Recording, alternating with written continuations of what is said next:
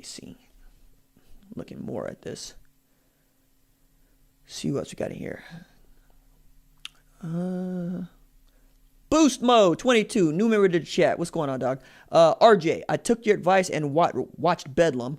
Saw your students slap the Cowboys. Fun game to watch, though. Stinks the game.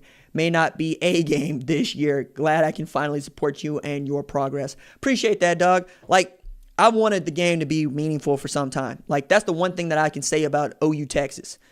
Both teams show up to play, right? Both teams going to get good, and they're going to get their blows in. Like, it's 4 overtimes this year, right? It's been awesome to watch the last few years. I want Michigan to be competitive, and maybe that triple overtime win against Rutgers is the push they needed. Golly. Carrie Harrell, $5 super chat, says, hey, RJ, have you changed your mind about Bama's defense since Ole Miss? Keep grinding like the Goku on your projects. Appreciate that, dog.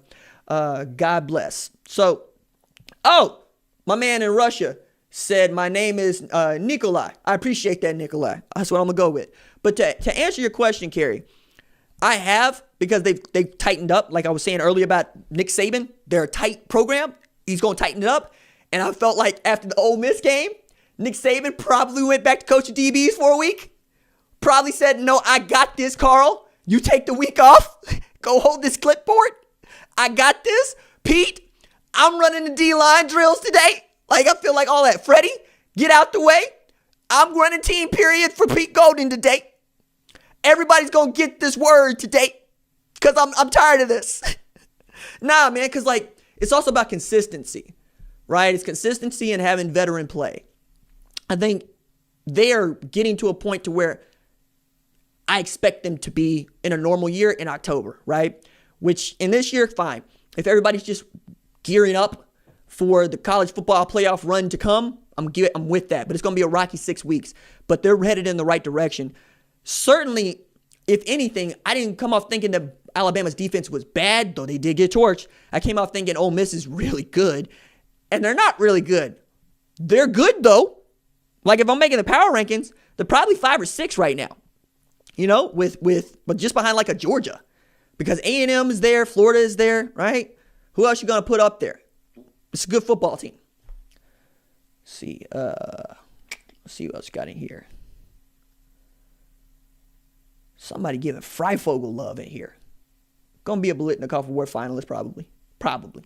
I know he's going to make a semifinalist list. Alex Renteria says, do you think LSU will get a severe penalty from the NCAA, like losing institutional control? Lots of their sports have been doing sketchy things. It's a good point because, like, going back to last year, Will Wade had his phone line tapped by the feds. And they still let that man keep his job as LSU men's basketball coach. Could not be me. Anytime the feds is involved in what I'm doing, I got to stop doing that. And I got to stop being associated with the person who they are investigating, but not LSU. Okay. All right. You also had Odell Beckham Jr. later that year flipping out a grip, slapping it in them hands, said, get this bounty money for winning this national championship. Wouldn't have been me. I wouldn't have been that foolish, but he did. So he got the 2-year ban from the campus and the facilities. All right. Now you got the self-reported violations along with the headline for me. Vidal Alexander's daddy taking 180 G's from a booster who stole that money, stole that money from a hospital. That's a bad look. That's all the way around bad look. Like the Venn diagram is everybody in there. It's a whole bad look. Whole bad look. Now, add to that, you sorry on the football field. You're trash on the football field, particularly defensively. In a year where everybody was gassing up Bo Pelini. We about to be back on one. We're going back to running the 4-3. We about to get in everybody's behind once again. We're going to tighten up this defense that got a little bit loose last year under Dave Aranda. We're going to run it back like hell. Like hell. Yeah. Y'all going to run it back like Goku get ran back. Goku show up after being all in his bag and then get destroyed. Telling y'all, man. LSU think they Broly when they really just Goku about to get smashed. That's what they are, right? Need to get a little more Vegeta back up in here, right here. You need to get a little bit more Vegeta.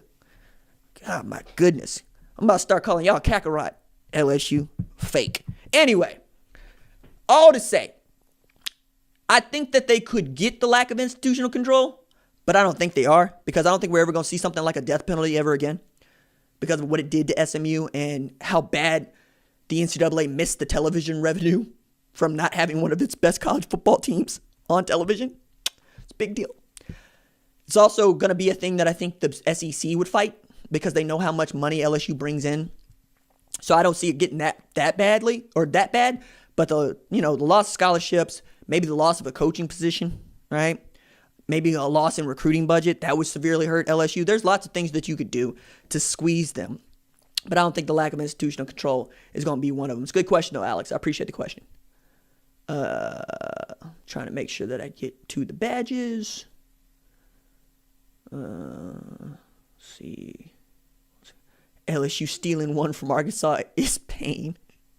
Yeah, man, the boot was about to come home to Fayetteville. It was about to come home for real. Do you think Combs' defense is getting stale, like how Urban Meyer offense was? No, I don't think, because it's not his defense. It's not his defense, right? It's Jeff Hafley's defense. Remember, Ohio State fans were very loud about what Greg Schiano and Alex Wrench had done to their defense. Bring in Jeff Hafley. He fixes everything. They have the number one pass defense in the country. But Jeff Hafley goes away. Bring in Kerry Combs, who's supposed to run the same defense that got fixed, and it's getting torched. Maybe it's just that Jeff Hafley's good. How about that? How about Jeff Hafley was severely underrated, and that's saying a lot, as he's probably the second best defense coordinator in college football last year, like behind Brent Venables. And yet he still managed to be underrated when we take a look at what the product is like that Ohio State put on the field in the secondary. Wild. Let's see. Should Herman be gone? Man, look. He beats Iowa State. They get back to, I didn't even think about that. All right, so this is actually a point that led me to another point. Now that OU West Virginia is off, Texas has an opportunity, along with Iowa State, to get into the Big 12 championship game. They might actually need to play that game for all the marbles against West Virginia on December 12th to get into the Big 12 championship game. So Texas-Iowa State is at 11 a.m. this week. It was the biggest game on the calendar for the Big 12 this week, and I'm here for it. Okay. Also means, right, that, my God, we're looking at, if Texas beat Iowa State falls to 6-3, but 5-2 or 6-2 in the conference, and Texas is on par with them, while Oklahoma is 6-2 already in the conference and was looking to assert some control in the race for the Big 12. So if Tom Herman's able to beat Iowa State and basically help ensure that Texas still has an opportunity to get to the Big 12 championship game, 100% they're keeping Tom Herman. He doesn't make the Big 12 championship game, I could see them cutting ties. The way that I saw South Carolina say enough with South Carolina, because South Carolina's expectations are not that of Texas's expectations. Like, they're just not. So that's going to be wild interested. Goodness me. My goodness. Like, apparently, just got a source that's reached out to me. Because Oklahoma had all of those fans in the stands, we had tremendous COVID outbreak following the game. Okay, that's wow. Because I was watching that game going, why are we having so many people at these games? Let's not have so many people at these games. Okay, I just got the Big 12's announcement. In accordance with the Big 12 Conference Football Game Interruption Guidelines, Oklahoma at West Virginia game scheduled for November 28 has been postponed. The game will be rescheduled on December 12th. The time and television designation will be announced when available. Golly. Man, I think that game was supposed to be on ABC as well. I think that was a tremendously big game for Oklahoma. It's interesting to see what game get flexed into that Saturday night spot. Man. everybody would just would love to see the Iron Bowl move to that